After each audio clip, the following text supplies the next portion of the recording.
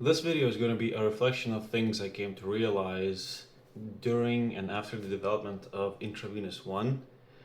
So let's get into it.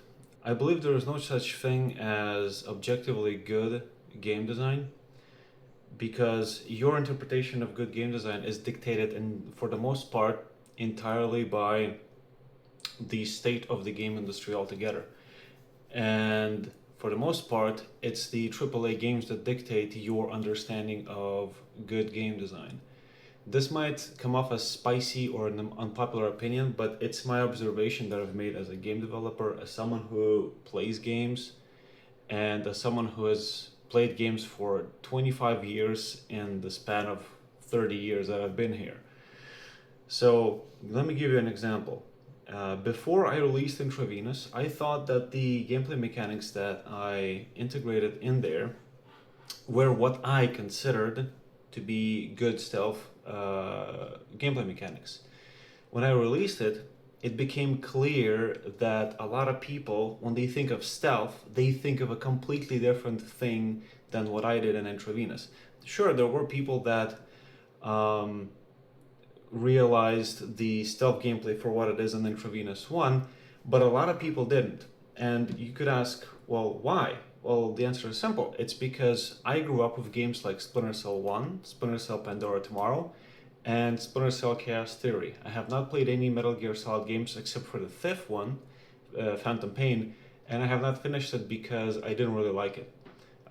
Because the stuff there mostly revolves around line of sight rather than shadows and stuff like that. Meanwhile, the new generation, people that are like 20 years old, 18 years old, 22 years old, they're growing up with games like Far Cry, where stealth is very trivialized down to line of sight. And it has things like suppressed weapons being unrealistically quiet, and it basically makes people associate stealth with being able to just shoot anybody from a small distance with a suppressed weapon, and nobody in their surrounding area hearing the shot.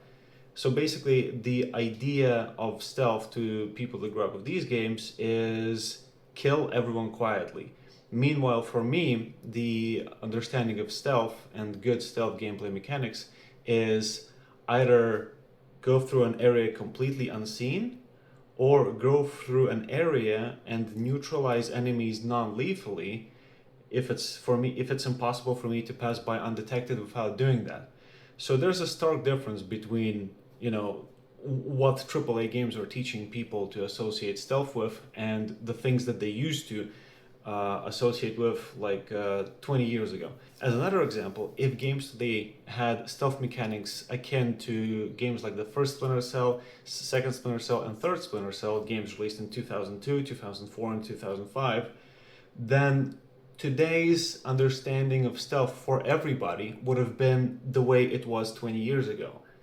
So this is why it has led me to believe that your perception of good game design is largely dictated by the games that you were exposed to when you were growing up with games, and also the game industry as a whole. Because I believe, in my honest opinion, that the stealth mechanics in most modern games suck ass. It's trivialized to the point of fucking absolute stupidity.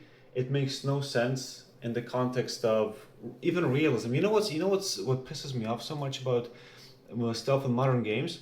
A lot of them tout themselves as realistic, or they try to lean into realism, but then the stealth aspect is a complete fucking mockery of it.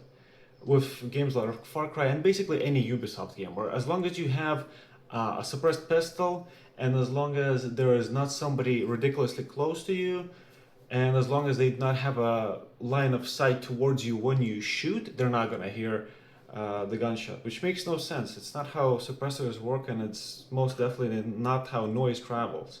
And because of this, it has also led me to the conclusion that most game reviews, when they try to objectively evaluate the gameplay design of any game, that opinion is largely subjective and is not objective in any way. Because you cannot gauge gameplay design of any game objectively simply because your experience with all the games you've played dictates how you're going to interpret the gameplay in any game that you decide to review, right?